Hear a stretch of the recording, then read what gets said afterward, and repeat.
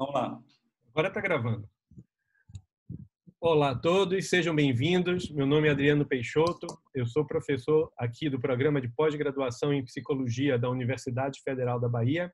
Estamos dando início agora a mais um programa da nossa série Conheça os Nossos Pesquisadores.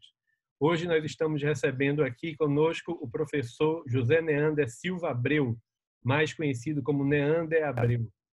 Neander ele é psicólogo lá do Rio de Janeiro, originário lá no Rio de Janeiro. Ele fez mestrado e doutorado em Neurociências e Comportamento na USP, em São Paulo. Neander foi presidente da Sociedade Brasileira de Neuropsicologia e hoje ele trabalha aqui na UFBA, na Universidade Federal da Bahia, em nosso programa. Ele é um dos grandes nomes que nós temos aqui junto conosco. Professor Neander, é um prazer enorme tê-lo conosco. Seja bem-vindo. Sou Adriano, eu que agradeço o convite do programa de pós-graduação e dessa fantástica iniciativa aí para divulgar, né, o trabalho da nossa pós-graduação em psicologia. E me sinto muito honrado pelo convite de poder abrir, né, essa série aí de entrevistas e de divulgação, né, do nosso programa de pós-graduação. É uma honra poder participar. Neander, me diga uma coisa, como é que fale um pouco aí para a gente da sua trajetória, como é que você optou aí pela psicologia e por que é que você foi seguindo pelo caminho das neurociências e comportamentos, o que é que te atraiu para essa área? Então, eu vou começar com um detalhe que algumas pessoas sabem e outras não, né? Então, mas vamos lá. Eu, como você falou, eu sou do Rio de Janeiro, eu sou carioca. Nesse momento, fazem exatamente 26 anos e 3 meses que eu moro em Salvador. Então, assim... Tem direito a certificado de baiano. Hoje eu sou mais baiano que carioca, né? As pessoas falam, Neander, é baiano. Eu falei, isso, sou eu. Mas, de fato, eu tenho mais tempo vivendo em Salvador do que vivi no Rio de Janeiro de forma contínua. É uma cidade que eu gosto muito, que eu tenho atração bastante grande pela cidade. Acho que ela tem coisas muito boas, né? E quem conhece Salvador sabe por quê. Como qualquer grande metrópole brasileira, tem suas dificuldades também, mas a gente aprende, né, a lidar com elas, e é isso. Eu tenho 26 anos morando aqui. Mas a minha trajetória para a psicologia, ela partiu de uma outra área de conhecimento, na verdade, que eu me vi à época, isso ainda iniciando aí a carreira, na verdade, os estudos em nível superior. Eu sou formado também em teologia. Eu frequentei um seminário protestante, um seminário batista no Rio de Janeiro, e me formei em teologia. E, na época, como cheguei a fazer por um tempo, eu cheguei a exercer um pastorado batista em 2 igrejas. Mas, na época, quando eu fui fazer o seminário, eu falei, poxa, mas eu quero fazer alguma coisa para trabalhar junto com isso e ajudar nessa carreira, ou nesse trabalho. E aí eu resolvi fazer psicologia porque considerava que era o fato de estar dentro das ciências humanas e aquilo poderia me dar suporte e, de alguma forma, também recursos, né? A gente poderia dizer assim, para lidar com uma profissão que é lidar com outras pessoas. Eu falei, poxa, então eu acho que essa é a carreira. Só que, dentro do curso, eu acabei, ao longo do tempo, começando a me identificar com a área da psicologia especificamente. E quando eu cheguei no 7º período, fazer um estágio junto em terapia cognitiva com uma professora que, na época, estava chegando ao UERJ, a Universidade do Estado do Rio de Janeiro, onde eu fiz a graduação, a professora Eliane Falcone, pessoa muito conhecida dentro da área da terapia cognitiva. Eu estava iniciando a carreira dela na UERJ naquele período, só 27, 28 anos atrás. E aí eu tive uma oportunidade, na verdade dupla, de fazer estágio com a professora Eliane e de ser monitor em uma disciplina que ela oferecia de terapia cognitiva no curso de psicologia. Então, eu fiz 2 contatos assim de trabalho com a professora, um que era exatamente esse na área de monitoria e o outro em estágio. E a experiência da monitoria foi uma experiência que me despertou muito um interesse na carreira na universidade, na carreira acadêmica. E aquilo ficou de uma forma ali guardada, dizendo, um dia eu serei professor. Eu falei assim, um dia eu serei professor de psicologia. Na época, eu pensava, talvez até pela afinidade que vinha tendo dentro dos estudos dentro da universidade, de fazer exatamente, inclusive, um caminho dentro da área de terapia cognitiva. Mas, exatamente em janeiro de 94, eu me formei nessa segunda graduação, que foi psicologia. Eu terminei a psicologia depois de terminar a teologia. E eu comecei lentamente, né, clinicando, fazendo trabalho em clínica em psicologia. Mas, naquele ano, houve uma seleção pública, um concurso para a rede SARA de hospitais, né, de hospitais de reabilitação. Eu fiz o concurso, eu morava no Rio de Janeiro, fiz o concurso, sabia que não era para permanecer no Rio, mas não tinha a menor ideia de que eu viria para Salvador, né? A minha referência de Hospital SARA era o Hospital de Brasília, onde eu passei, uma cidade onde eu passei a infância e adolescência, uma parte da infância e uma parte da adolescência. E lembrava do Hospital SARA de Brasília. Mas quando eu cheguei em Brasília, ainda durante o treinamento no hospital, um período de 3 meses lá, teve 2 coisas que aconteceram que foram muito marcantes. A primeira é que me falaram, assim, você vai para Salvador. E de Salvador eu só conhecia o Pelourinho pela televisão, não tinha a menor ideia do que era a cidade. Nem o Farol da Barra? Acho que a maioria dos brasileiros que nunca vê Salvador pensa que Salvador é o Pelourinho, né? Mas não tinha muita ideia do que era a cidade como um todo, a menor ideia.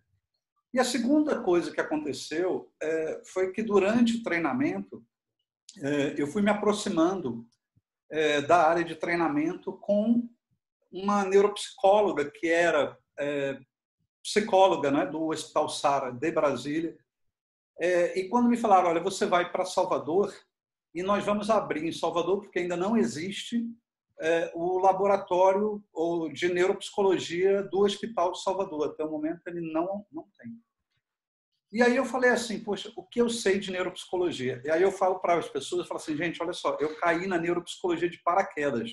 Eu não sabia praticamente nada. Por que eu falo praticamente nada? Ainda hoje nós temos muitas universidades que ainda não têm um curso regular de neuropsicologia dentro da graduação. Até dentro do nosso curso de graduação, ainda nós não temos uma disciplina obrigatória dentro da área. Algumas outras faculdades e universidades têm centros universitários, a gente ainda não tem. Temos disciplinas optativas, né? Mas não havia isso.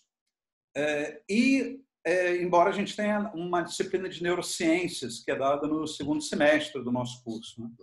Estamos resolvendo isso aí, quem sabe, para o nosso próximo semestre. Mas uma das coisas que ocorreu foi a seguinte.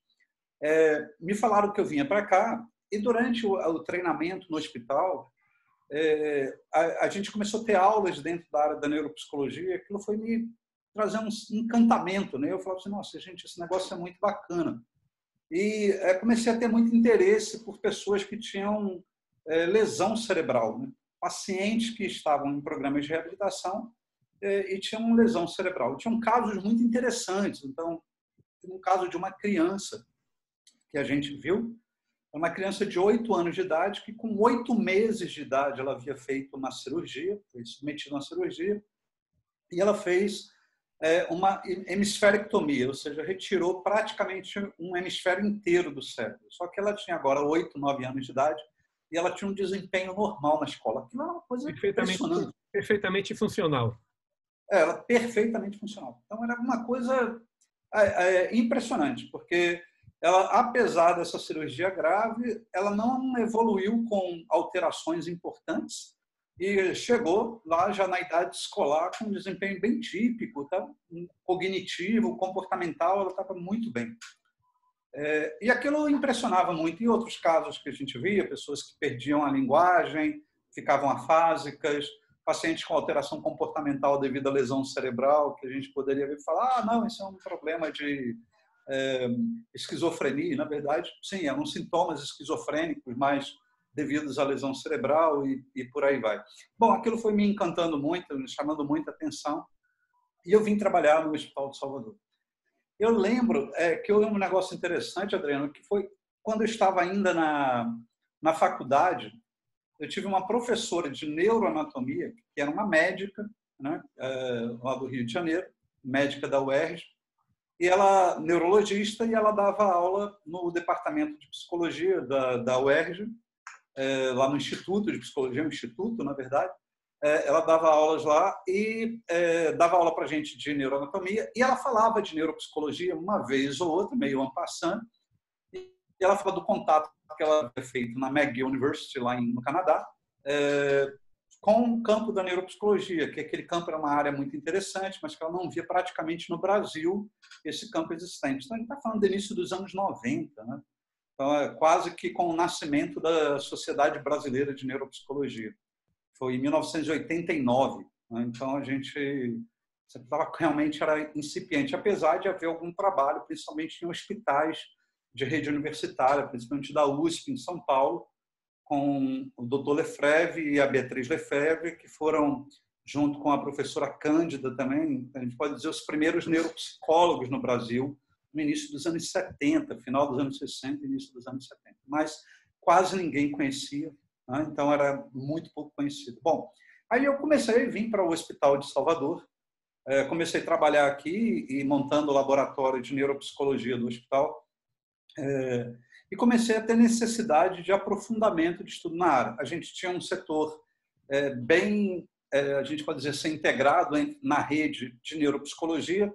Havia um laboratório maior no Hospital de Brasília, e a gente começou a fazer alguns trabalhos em comum. Havia algumas pesquisas clínicas que eram feitas dentro do hospital, geralmente pesquisas de perfil neuropsicológico, mas eu comecei a sentir a necessidade de aprofundamento, que era exatamente o que eu fui fazer, então, que foi partir depois para um curso de mestrado lá na USP. E aí o contato do mestrado foi muito interessante, porque eu tinha ido a um congresso da SBP, da Sociedade Brasileira de Psicologia, em Ribeirão Preto, né? 97. Oi? Esse foi o de 97. Isso, exatamente. E aí, nesse congresso, em 97, eu fiz contato com o professor Lino Bueno, que era do departamento de Psicobiologia da USP de Ribeirão. E aí, isso foi em 97. E nesse congresso lá, então, a gente fez um contato, eu falei com ele do meu interesse. Ele falou, eu não tenho muito ainda experiência com seres humanos. Eu falei, bom, então vamos juntar as duas coisas. Você tem muita experiência com animais, né? Pesquisa com animais, e, ao mesmo tempo, interessado na neurociência, na filosofia da neurociência. O professor Lino é uma referência dentro dessa área também. E aí eu fui fazer, então, mestrado e a seguir o doutorado lá na Universidade de São Paulo, né? Então, eu fiz, na verdade, com duas co-orientações, uma para o mestrado e outra para o doutorado, com o professor Lino e o professor Gilberto Xavier. Um me orientou no mestrado e o outro co-orientou, e no doutorado houve uma inversão. Né? Eu terminei o doutorado, então, eu fui fazer exatamente como o professor Lino. No ano 2000, já com 7 anos já que eu estava trabalhando no SARA, estava finalizando o mestrado, e aí houve uma oportunidade de trabalho numa faculdade privada aqui em Salvador, que é a Faculdade Rui Barbosa, um curso de psicologia que tinha uma referência muito boa de professores e alguns ex-professores da Universidade Federal da Bahia, e inclusive alguns, né, como o professor Jorge, que trabalhavam parcialmente na UFBA e depois também trabalhavam na Rui Barbosa, e alguns professores que eram, né, egressos aposentados da UFBA, que foram, como a professora Ana Amélia, que acabou de completar 80 anos agora, aí, recente, professora Mercedes, professora Nádia Rocha, né, pessoas que, professor Mário, professor Sabac, eram pessoas que vinham da UFBA e agora estavam nesse curso. Foi uma oportunidade muito rica de poder conviver com eles e, ao mesmo tempo, ajudar a formar o curso de psicologia, né? A reiterar a primeira turma já da psicologia e trabalhar dentro dessa área. Bom, e aí a carreira acadêmica estava iniciando, então, ali por volta dos anos 2000, e havia um negócio muito interessante, que a Faculdade Rui Barbosa, naquele momento, ela fazia um grande investimento também na qualidade do curso. Então, nós tínhamos horas, embora fôssemos quase todos horistas, mas nós tínhamos horas que eram pagas para que a gente pudesse também fazer pesquisa, além de dar aula, estar em sala de aula. A gente poder ter tempo de pesquisar também. Isso foi uma ajuda muito grande para terminar o doutorado. Então, a gente formou um núcleo de neuropsicologia dentro da Faculdade Rui Barbosa. E aí tivemos a colaboração, né, assim, mútua de professores como a professora Taia, professora Nayara Argolo, que é professora da Faculdade de Medicina da UFBA, e eu e outros professores que tinham experiência, a professora Estela, a professora Beatriz, pessoas que estavam dentro da área do campo da neuropsicologia de alguma forma, trabalhando nessa área.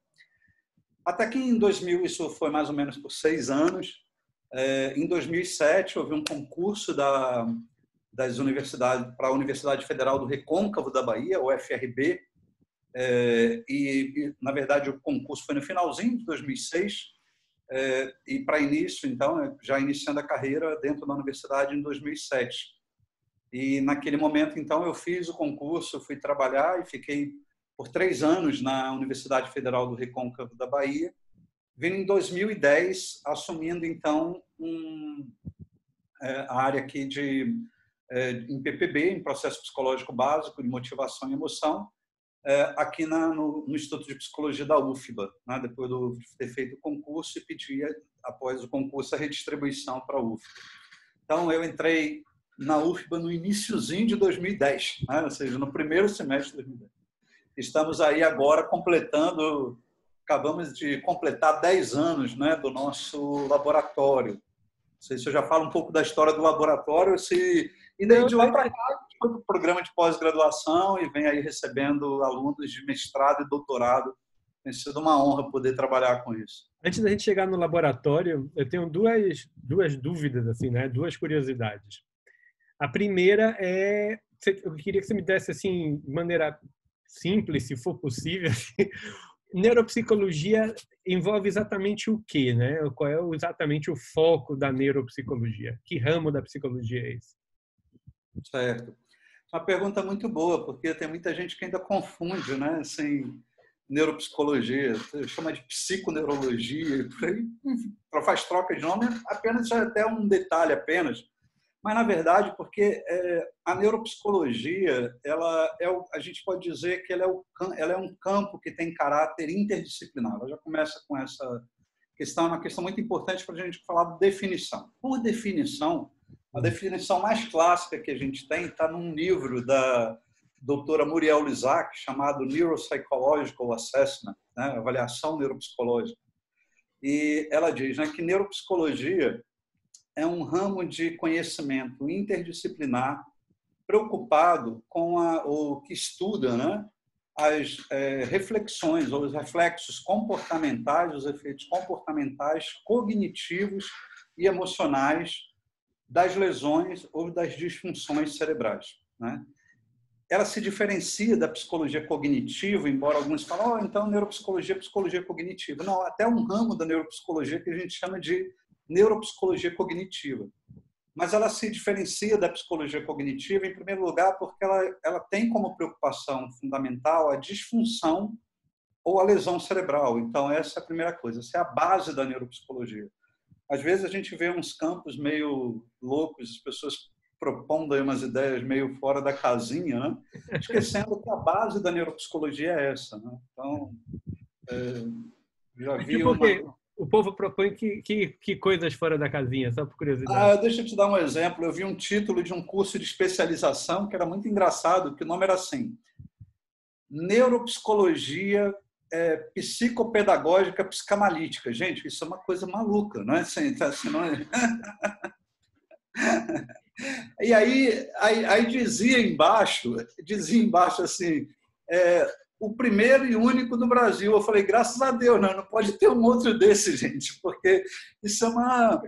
Veja, você perde o fundamento do campo de conhecimento. Esse é o problema, né? Assim, a base do campo de conhecimento está bagunçada. Então, por mais que a gente possa entender que a neuropsicologia ela é integrativa, ela é interdisciplinar, mas ela é interdisciplinar como contribuição de áreas de conhecimento para uma fundamentação teórica, né, e prática né, que acontece no campo tanto da avaliação quanto da intervenção, também chamado muito de reabilitação.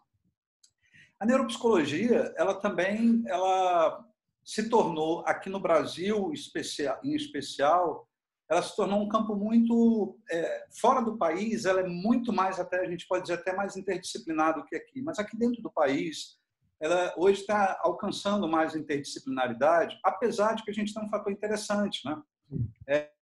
O Conselho Federal de Psicologia reconheceu ainda, no final dos anos 90, o campo da neuropsicologia e passou a oferecer o título, né?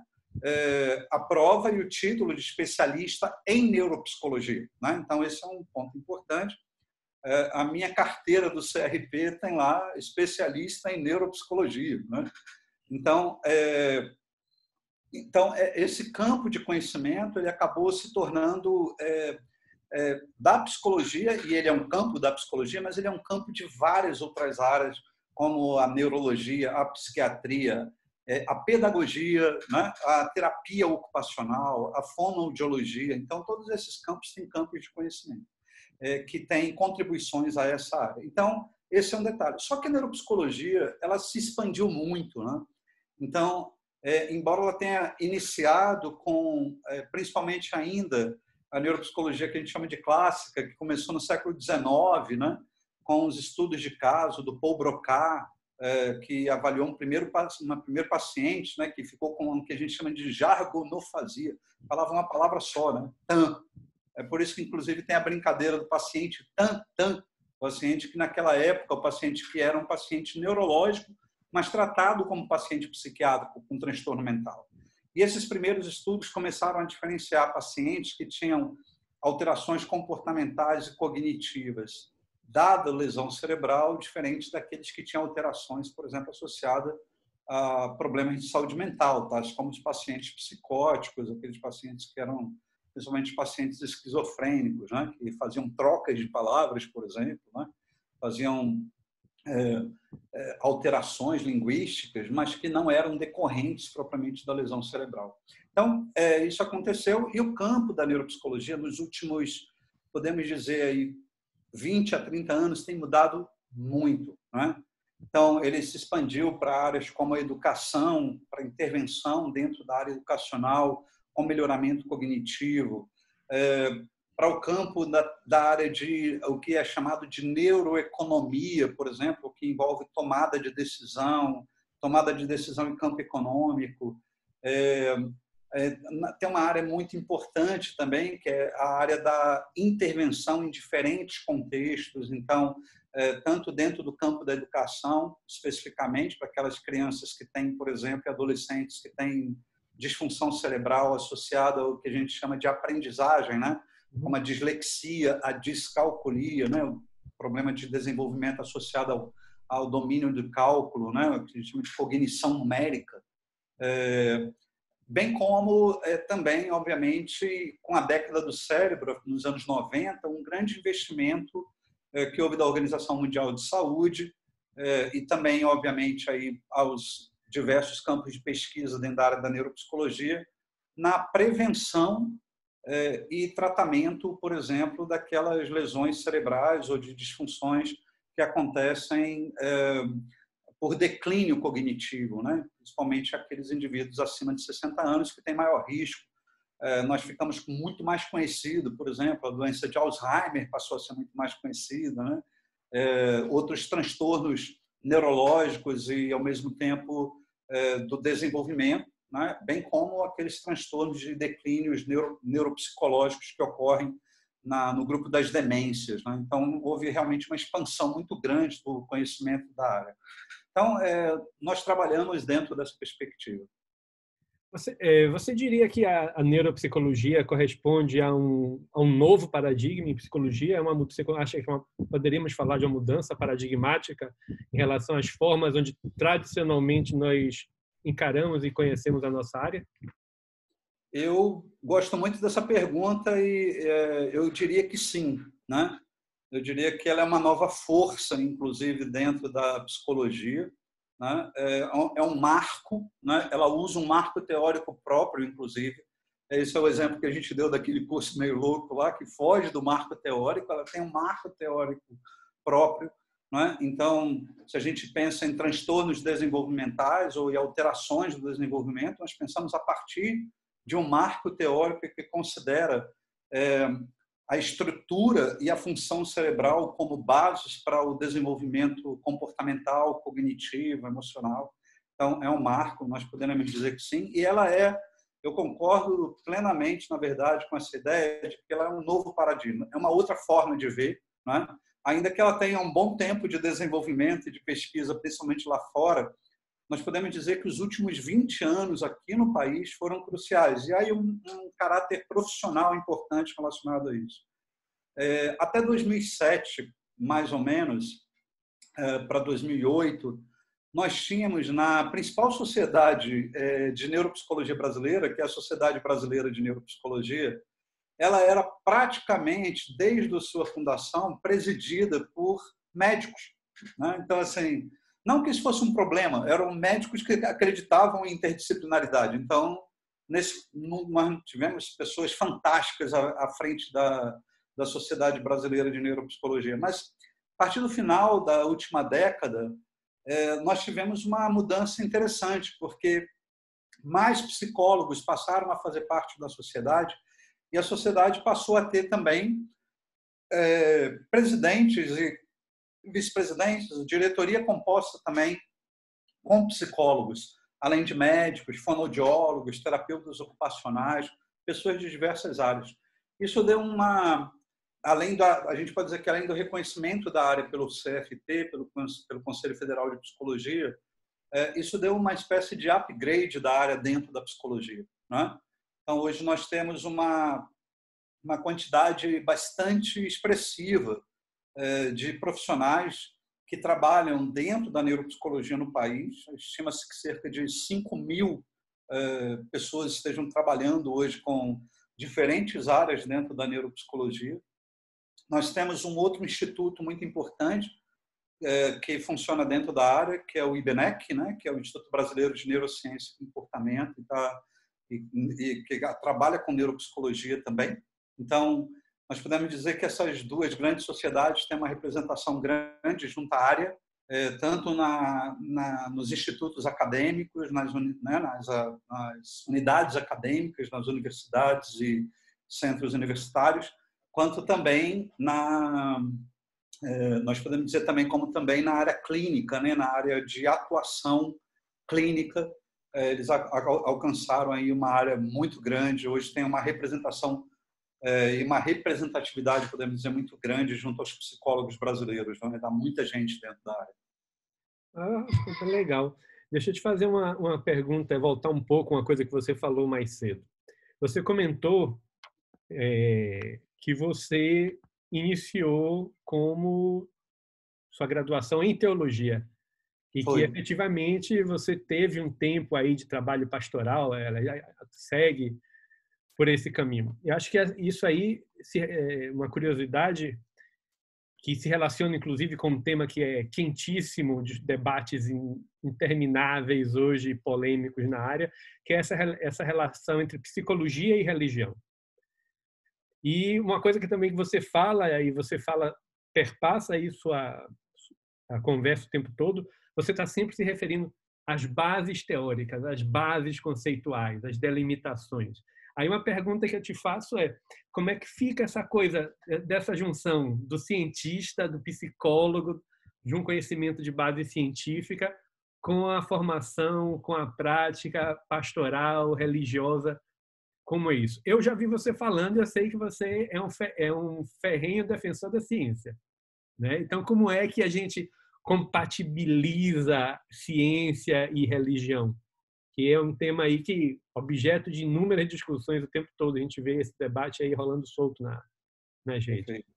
Uma ótima pergunta. Eu gosto muito eu particularmente gosto muito da perspectiva do Popper sobre ciência, sabe? Então, assim, na verdade, sobre conhecimento, né? Eu particularmente... a questão do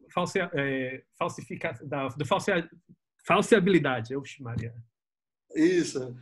Eu acredito muito que é possível a gente entender que as fontes de conhecimento são múltiplas, né? E que elas são respeitáveis, cada uma com a sua limitação e a sua forma de ver o mundo, né? Eu acho que o conhecimento que advém da ciência... Eu gosto muito de uma fala de um amigo meu, ele é pesquisador lá na UFRJ, ele fala uma coisa, eu guardei muito essa frase, eu uso bastante. Ele fala assim, ó, a ciência não é democrática. Esse é um ponto importante, porque e nesse momento que a gente está vivendo agora com essa história do coronavírus, no outro dia eu estava discutindo num grupo de WhatsApp de uns amigos que eu tenho, e um falando, mas a minha opinião, a opinião do outro, a opinião, falei assim, a opinião do presidente, a opinião de quem seja, de opinião de... Olha só, deixa eu falar uma coisa, ciência conversa com ciência, né? Ciência conversa com dados, né? Então, assim, dados conversam com dados. Então, eu acho que se a gente quer mostrar evidência de que alguma coisa não vai na direção que a gente está vendo, é preciso que a gente faça e use o princípio da replicabilidade, ou seja, refaça aquele experimento, aplique-o novamente, verifique qual é o efeito dessa condição, para a gente poder discutir com quem quer que seja que tenha publicado um dado anterior diferente, né? Eu acho que isso dá um respaldo para a gente em termos de conhecimento que eu acho que se perde muito. E é muito preocupante nós vermos profissionais que saem das universidades, inclusive. Eu discuto isso com os alunos do laboratório, de vez em quando, lá na UFBA. A gente fala sobre isso de vez em quando. Eu falo, gente, olha só, dados conversam com dados. Ciência não é democrática. Então, vamos refazer. Se a gente acha que é outra coisa, vamos refazer, vamos replicar, vamos usar parâmetros similares e vamos ver qual é o efeito que isso tem, né? Então, essa condição me permite ter um conhecimento da psicologia. Eu acho que a neuropsicologia, de fato, como a gente falou aí de marcos teóricos e base, etc., ela usa esse parâmetro, ela tem o parâmetro da replicabilidade. É inquestionável e como método para a ciência ele é fundamental, né? Na experiência religiosa, eu tenho a impressão que ela tem um valor muito pessoal e em termos de conhecimento sobre algumas outras percepções do mundo e dos fenômenos que me permitem, eu acho que ela é o ponto que me traz flexibilidade, né, para ver as condições. E, embora elas partam de parâmetros muito diferentes, eu acho que elas são conhecimentos que, se não podemos dizer exatamente complementares, eles, de alguma forma, eles contribuem para a minha percepção de mundo. Então, ao tempo que eu entendo que qualquer dado científico precise de evidências, né, e acho que esse é o parâmetro fundamental, ainda que eu não tenha nenhuma experiência de evidência direta, né? A minha experiência de fé me permite viver fenômenos de forma diferente. Então, eu acho que eu consigo conviver com essas duas coisas de uma forma razoável. Assim como lá o Popper propõe, eu acho que o senso comum também me ajuda um bocado, né? E ele também me permite ter conhecimentos variados sobre percepção. Agora, das coisas. Agora, eu acho que quando eu penso no conceito da neuropsicologia, melhor. Quando eu penso no conceito da psicologia como um todo, eu só posso pensar a partir de uma perspectiva da ciência, porque eu, de fato, penso, como outros pensadores, de que ela é ciência e, como ciência, ela tem método. E o método da ciência é um só, né? As pessoas falam, mas o meu método da ciência é outro, né? Não, eu posso fazer diferentes tipos de pesquisa, mas o método é um só. Ah, legal. E me diga uma coisa, passando agora para o laboratório. Você coordena um laboratório no nosso programa, né? Como é que chama? É o CLIC? É o Neuroclick. O Neuroclick. Quer dizer o que é Neuroclick? Então, vamos lá. O Neuroclick é o laboratório de neuropsicologia clínica e cognitiva. A gente fundou o laboratório, fundei ele em 2010, abrimos já no Instituto de Psicologia, lá na UFBA, já associado à Universidade Federal da Bahia. E o laboratório, a gente registrou ele, né? Ele foi registrado na Pró-Reitoria de Pesquisa. Então, ele é vinculado, ele é um laboratório no CNPq também, né? Então, ele é vinculado ao sistema CNPq de laboratórios e está dentro da UFBA com essa pesquisa, com pesquisas dentro da área. Bom, hoje, nós podemos dizer assim, o NeuroClick, eu digo que ele, assim como a própria neuropsicologia, ele responde a muitas coisas diferentes. Nós temos, na verdade, diversas linhas de pesquisa dentro do laboratório, né? Nós temos projetos bem diferenciados e esses projetos se aproximam por tema, né? Mas nós começamos também, desde o início deles, em 2011 para 2012, começamos fazendo uma colaboração internacional. Isso tem sido uma coisa muito boa que a gente vem mantendo ao longo do tempo, além de pesquisadores outros do Brasil. Além de ser pesquisador, coordenador do NeuroClick, eu faço parte de uma rede brasileira de pesquisadores dentro da área que a gente chama de Brazilian Neuropsychology Network, e que trabalhamos com pesquisadores de outras instituições do Brasil, da PUC, da Federal, ou das federais, e com colaboração, tanto aí em uma das áreas que a gente faz dentro do NeuroClick e que outros colegas fazem também. Então, hoje nós temos uma área. Bom, hoje o programa, o nosso laboratório, ele tem um papel ativo também dentro do programa de pós-graduação, porque nós temos mestrandos e doutorandos dentro do programa. Então, hoje nós temos 4 doutorandos e 5 mestrandos que estão dentro do programa atualmente. Esse ano nós começamos a receber, estamos muito felizes, porque começamos a receber pessoas que vêm de outros cursos, né? Então, nós temos agora uma física dentro do programa do nosso laboratório, e isso é uma coisa muito legal. Acho que eu super estimulo esse tipo de condição, desde que a gente tenha projetos que sejam viáveis, né? Que é engraçado, porque às vezes as pessoas têm boas ideias, mas às vezes as pessoas esquecem que para uma ideia científica você tem que vir também com a base, né? Eu gostaria de pesquisar uma coisa, professor, mas a gente não tem nem como pesquisar isso, né? Então, mas a gente tem hoje, então o programa ele tem, o laboratório está hoje bem encaixado dentro do programa e do instituto, e a gente tem várias colaborações. Mas hoje nós temos as seguintes áreas dentro do NeuroClick, né? Nós temos uma linha de pesquisa hoje toda voltada para o que a gente chama de neuropsicometria. Então, nós estamos desenvolvendo e validando testes, não é? Então, hoje nós temos um teste que avalia inibição e flexibilidade cognitiva, são funções executivas, né, do cérebro em crianças. Está terminando a validação.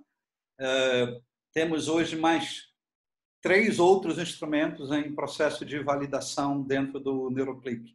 2 finalizando agora a coleta, com 1.100 participantes cada um. E mais 2 outros, na verdade, são 2 outros que estão em fase de construção do instrumento, né? Então, a gente está na fase aí de construção para oferecer à psicologia brasileira instrumentos validados. Isso é uma coisa muito importante, né? Porque nós temos hoje a CCAP, lá do Conselho Federal, com o SATEPSE, e que avalia a qualidade dos instrumentos a serem utilizados pelos psicólogos brasileiros. Então, nós hoje estamos no processo, dentro da área da neuropsicologia, contribuindo com testes que estão sendo validados aí dentro do nosso grupo, né? Mas, além de trabalhos de validação, nós temos pesquisas em outras áreas dentro do grupo. Hoje nós temos uma área de pesquisa que é dirigida à intervenção. Então, nós testamos a qualidade de intervenção cognitiva para melhoramento neuropsicológico, para melhoramento cognitivo, principalmente de crianças e adolescentes. Então, hoje nós temos um projeto de uma doutoranda. Terminamos um que se formou, uma doutoranda que já é professora na Federal de Santa Catarina, que é a professora Cris Carvalho. Inclusive, nós desenvolvemos um programa que agora está para ser publicado agora como um programa para ficar acessível às pessoas. E também temos uma pesquisa, uma outra área de pesquisa que está dentro do que a gente chamaria mais de núcleo duro da neuropsicologia, envolvido com neuropsicologia cognitiva, né? Trabalhando com modelos experimentais e, ao mesmo tempo, verificando o efeito sobre modelos cognitivos, né? De como isso é capaz de mudar ou de dar contribuições para modelagem ou para modelos cognitivos. Então, nós terminamos agora, recentemente, no ano passado, também um doutorado de um outro aluno, onde nós trabalhamos com modelo de memória de trabalho.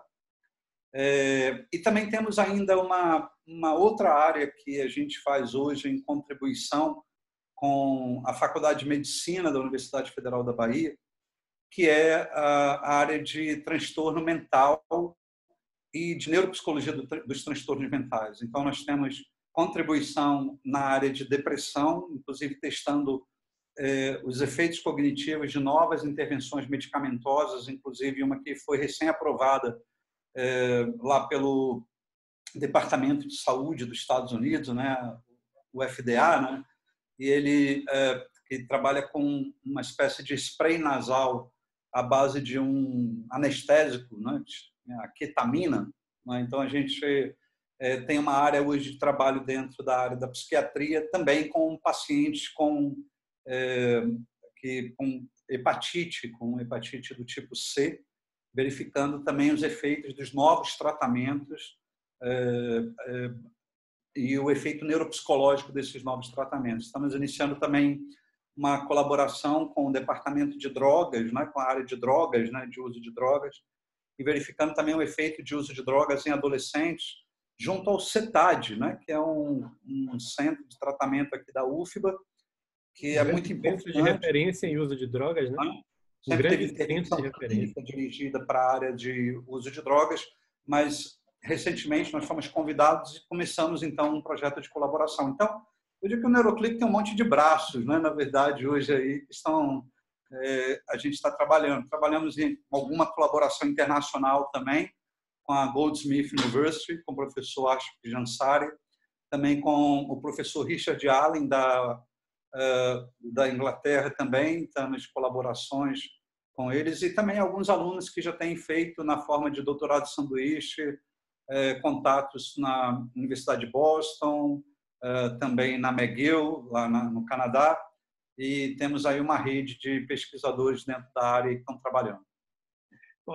Impressionante, fiquei realmente impressionado com a extensão das atividades, apesar de ser seu colega do programa, não tinha uma noção muito clara da amplitude das atividades de pesquisa que você vem desenvolvendo.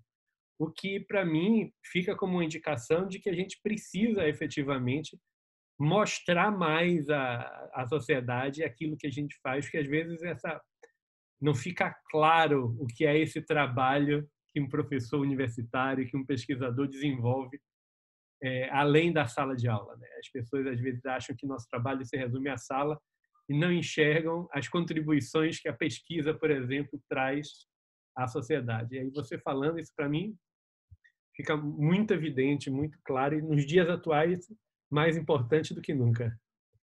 É isso aí. Eu posso completar só para finalizar essa área da contribuição social.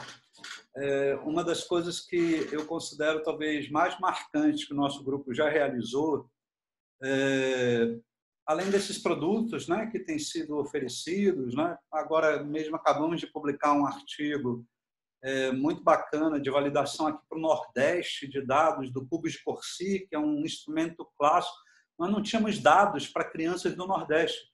E nós sabemos que as diferenças culturais acabam alterando desempenhos cognitivos, né? Não porque sejam menos capazes, não. Tem características específicas desse desempenho que precisam ser estudadas. Acabamos de publicar, temos um outro que acabou de ser aceito para publicação também, está aí na linha para publicação também com dados normativos. Mas uma das coisas que talvez tenha sido um dos trabalhos mais marcantes que a gente fez, em 2015, nós ganhamos um edital da FAPESB. Esperamos que em breve esses editais possam estar, né, contemplando os pesquisadores aí. Lutamos para que possamos ter verbas, né, para pesquisa, que é uma área tão importante do desenvolvimento de qualquer nação, de qualquer país. A gente não pode pensar um país sem pesquisa. E uma das áreas que nós trabalhamos, nós fizemos uma pesquisa entre 2012 e 2014 e detectamos numa região aqui próxima de Salvador, em Simões Filho, que crianças que eram expostas à poluição pelo manganês no ar, mais junto da fábrica, elas acabavam tendo mais problemas de comportamento, mais problemas cognitivos, enfim, função neuropsicológica alterada. E aí, em 2015, nós ganhamos um edital, que era um edital que ele trouxe verba para a gente pesquisar, e foi muito bacana, intervenção. Então, a partir dos dados dessa pesquisa, a partir desses resultados. Isso, nós criamos um programa de intervenção a partir das verbas de um edital. Esse programa de intervenção foi inserido na comunidade, em 2 comunidades, que foram as comunidades que nós captamos as falhas cognitivas que essas crianças vinham apresentando, as dificuldades cognitivas que elas vinham apresentando, e o efeito foi fantástico, né? Assim, a avaliação dos professores foi não só muito positiva, como as crianças passaram a ter, de fato, melhor desempenho escolar. Então, a gente observa que esse talvez seja um dos grandes desafios, né, da gente fazer a nossa pesquisa ter reflexos.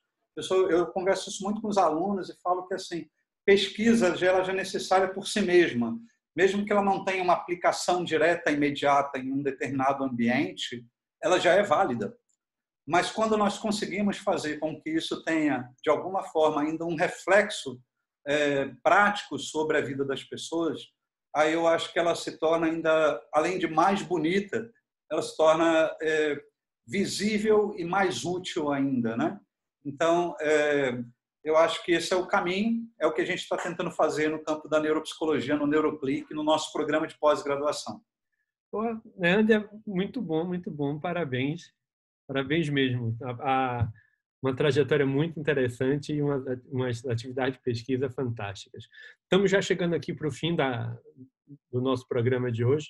Tem alguma coisa que você queira mais acrescentar, que você acha que é importante, alguma coisa que você queira ressaltar, deixar aí de mensagem para quem estiver te ouvindo nos nossos podcasts ou te vendo no vídeo do nosso canal do YouTube? É dizer, tanto como pesquisador, eu tenho muita alegria de poder ter. Eu digo que é um privilégio poder ser pesquisador, não é?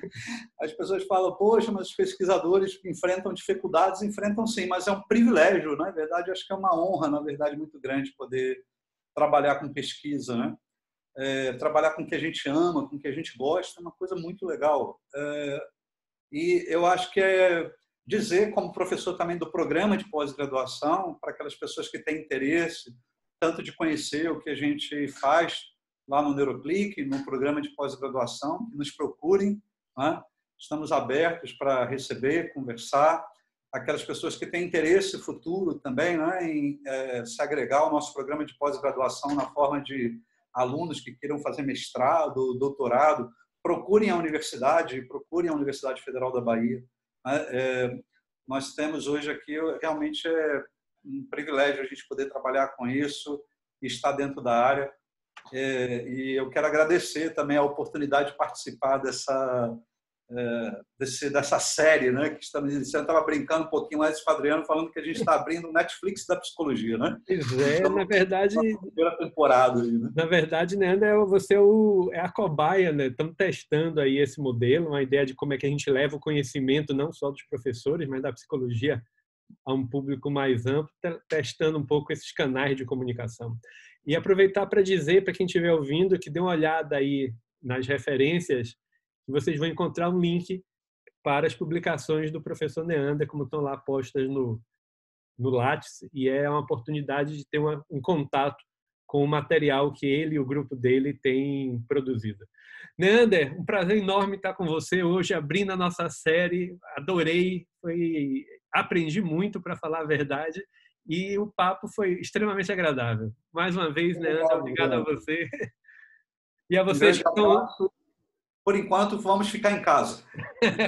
Com certeza. Minha gente, a vocês que estão ouvindo, vamos olhando aí que em breve estaremos colocando os áudios e os vídeos dos demais professores dos programas. Neander, muito obrigado e até a próxima. Um abraço.